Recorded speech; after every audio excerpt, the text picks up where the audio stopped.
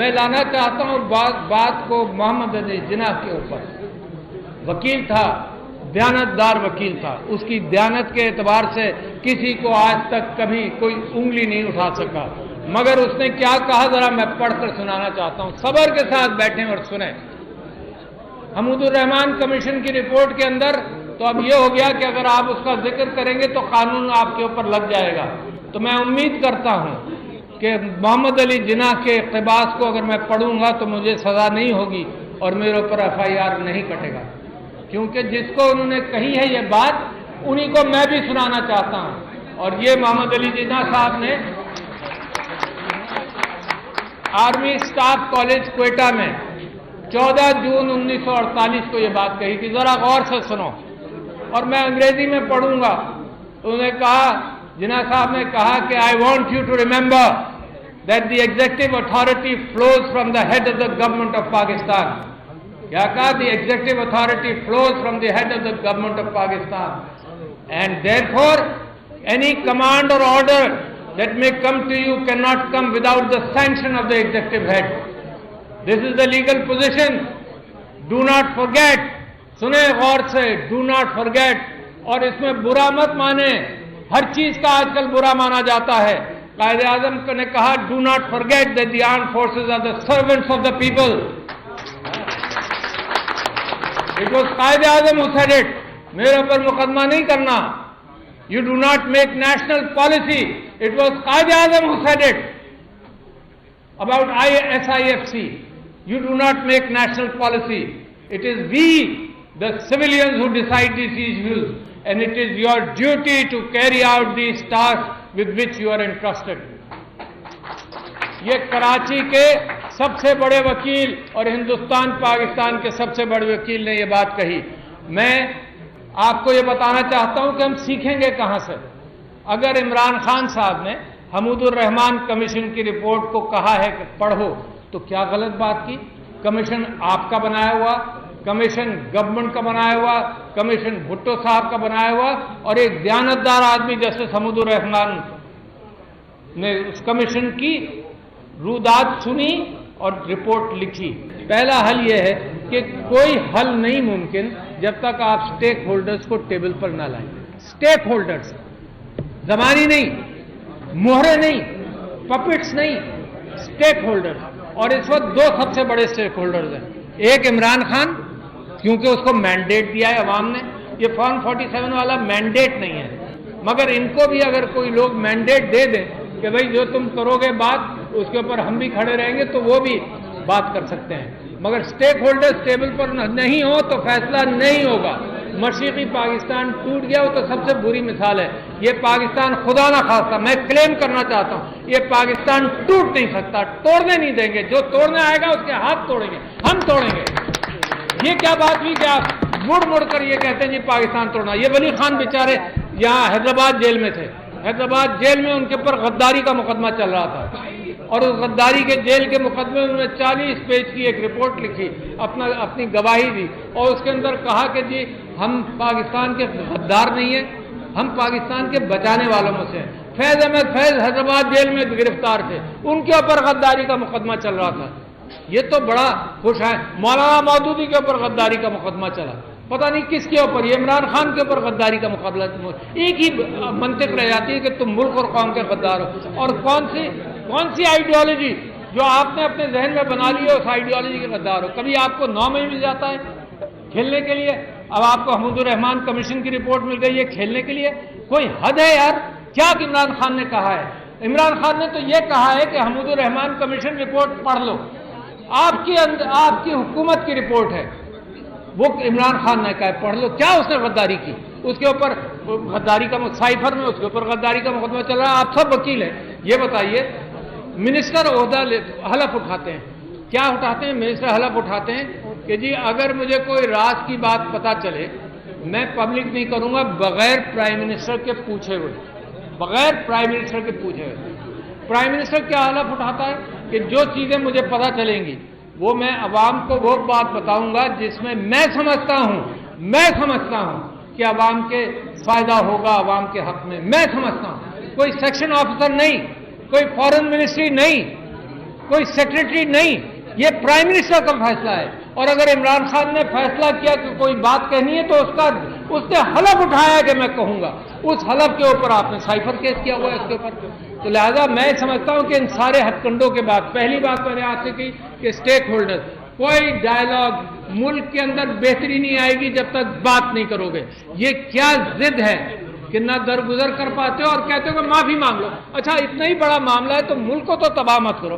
اگر معاملہ صرف معافی کا ہی ہے، میرا منطق ہے، معاملہ اگر صرف معافی کا ہے تو معیشت تباہ کر دو گے تم معافی کے چکر میں، تم ملک کو تباہ کر دو گے، غریب تر ہوتا جا رہا ہے اس کو تباہ کر دو گے کیونکہ معافی نہیں مانگی۔ یہ اپنی انا کہاں پہنچ گئی ہے کہ صرف معافی۔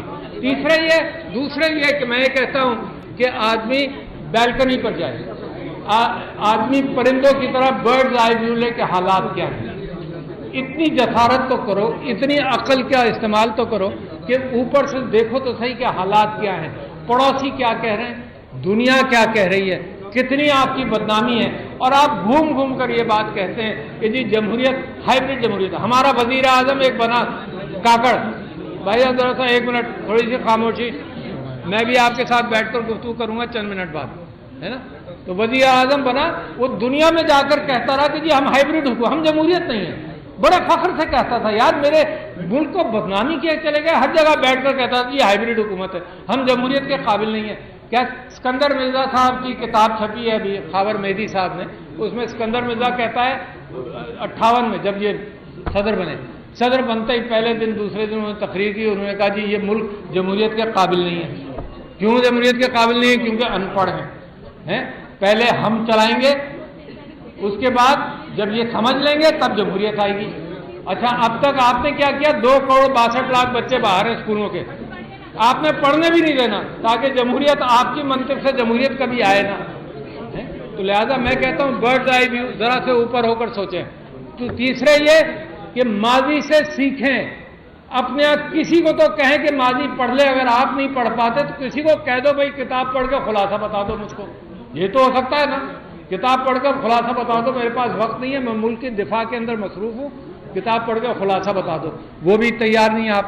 تیسری بات یہ کہ میں آپ سے یہ کہہ رہا ہوں کہ عمران خان کی ایک ڈیفینیشن اپنے متعلق ہے، اور میں بھی یہی سمجھتا ہوں کہ ہم آپٹیمسٹ ہیں، ہم کبھی پیسمسٹ نہیں ہوئے، مگر اس وقت میں قیادت سے یہ اپیل کرتا ہوں، کہا گیا علی محمد خان صاحب، یہ سب لوگ جو یہاں بیٹھے ہیں، میں قیادت سے اپیل کرتا ہوں کہ اس آپٹیمزم کے بیچ میں ایک پاسبلسٹ بنے، پاسبلٹیز کے اوپر توجہ دیں کہ کہاں سے راستے ملیں گے اور کہاں سے ہوگا۔ بغیر ریزسٹنس کے نہیں ہوگا، یہ مجھے معلوم ہے، محنت کیے بغیر نہیں ہوگا، اس کے بغیر نہیں ہوگا کہ آپ تیار ہو جائیں رول آف لا کے لیے۔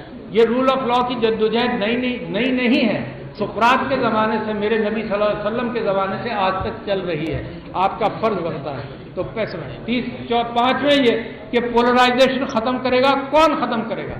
عمران خان نے پولرائز نہیں کیا ہے، یہ چور ایک طرف، یہ بدماش ایک طرف، یہ غاصب ایک طرف، یہ ظلم کرنے والے ایک طرف، یہ ظالم ایک طرف، اور ایک طرف قوم ہے۔ پولرائزیشن اس ایلیٹ کیپچر کی وجہ سے ہوا ہے جو کریم کھاتی رہی ہے اور غریب کو کچھ نہیں ملا، اور IMF کے ہتھ کنڈوں میں پھر اب پھنسیں گے ہم۔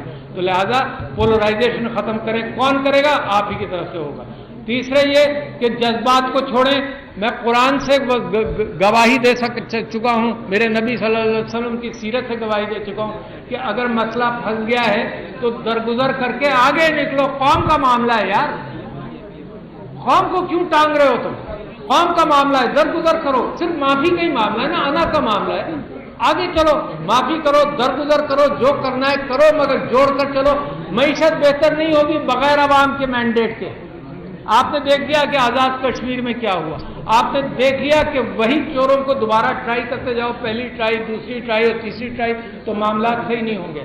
اور پھر آخری چیز میری مشورے کی ہے، اور کوئی کاش یہ میری تقریر ان تک پہنچا دے کہ پھر آخر میں پھر زوم ان کرو۔ میں نے کہا تھا اوپر جاؤ، اوپر سے دیکھو، ان چیزوں اسٹیک ہولڈرز کو بلاؤ، ساری چیزیں سیکھو، پھر زوم ان کرو کہ کہاں سے معاملہ ٹھیک ہوگا اور اس کے اوپر عمل کرو۔ تو لہذا میں آپ سے یہ کہنا چاہتا ہوں کہ ایک کیفیت یہ ہے کہ best alternative to the negotiated settlement کیا ہوگا، اور worst alternative to negotiated settlement کیا ہو سکتے ہیں۔ ورسٹ آلٹرنیٹو میں ملک کا حال بہت خراب ہے، غربت بہت بڑی ہوئی ہے، कुछ भी हो सकता है। आर्मी की रेपुटेशन को नुकसान पहुंचाया है करंट क़यादत ने, आर्मी मेरी भी है। शोहदा को आपको यकीन दिलाता हूँ, ये सिर्फ कहने की बात नहीं है।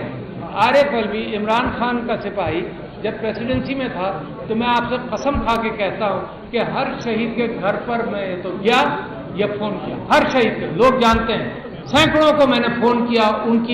उनकी बीवियों के साथ, शोहदा की बीवी अगर फ़ोन पर बात करती थी तो वो रोती थी और मैं रोता था।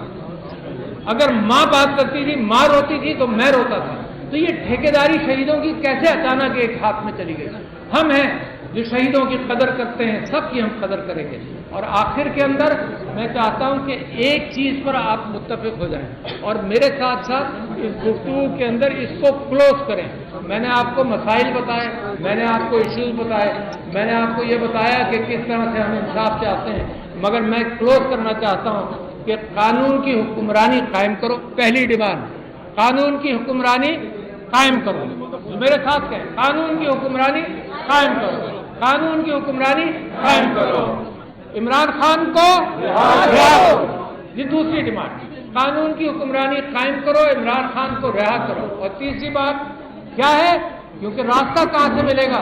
मैंडेट वापस करो। कोई चारा नहीं, कोई ऑल्टरनेट नहीं, मुल्क को बचाना है, यही रास्ता है। ये कम अक्ली की बातें हैं कि बात ना करो, बात करने के लिए नखरे हैं। मैंने तो कई जगह पर यह कहा कि अगर मेरा जाती मामला होता तो मैं कहता नहीं बात करनी, नहीं बात करो। ये मेरा मुल्क है, इस मुल्क के लिए तो मैं जिल्लत अख्तियार करूं, मेरे साथ जो कुछ भी हो, उसके बावजूद मैं कहता हूं कि बातचीत का रास्ता अभी भी खुला हुआ है। कुछ नहीं बिगड़ा, बिगड़ा बहुत कुछ है, मगर ये रोना रोने की जरूरत नहीं है।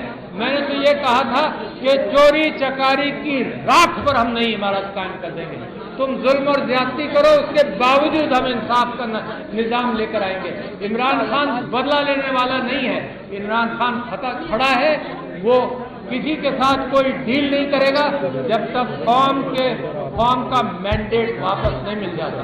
तो इमरान खान को रिहा करो, पाकिस्तान जिंदाबाद।